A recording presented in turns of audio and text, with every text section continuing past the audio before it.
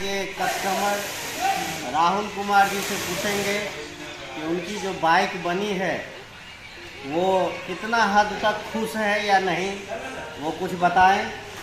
क्या प्रॉब्लम थी और क्या आपके गाड़ी में अब वो ठीक है, बताइए। ये गाड़ी का एवरेज नहीं था और इंजन का काम था कुछ। यहाँ आए हैं गाड़ी ठीक करवाने के लिए। ये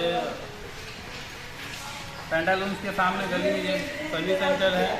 यहाँ के ओनर है मनोज भैया और इनके संपर्क से यहाँ आए हैं, गाड़ी बनवाए हैं और एवरेज ठीक हो गया है गाड़ी का, चलिए पकड़ लिया है और कुछ दिन के बाद पता चलेगा कितना अच्छा बना है। वैसे भी तो बहुत अच्छा चल रहा है। धन्यवाद। और क्या सुविधा है यहाँ फ्री में? और कुछ आपको लगे कि ज़रूरत है मैं उसको बढ़ाऊँगा। बहुत अच्छे मिस्त्री है यहाँ पे और सारा व्यवस्था है गाड़ी धोने से लेकर के गाड़ी पॉलिश तक, और सर्विस होता है गाड़ी का बहुत अच्छा, और गाड़ी पंक्चर भी बन जाता है यहाँ पे और सारा सुविधा है।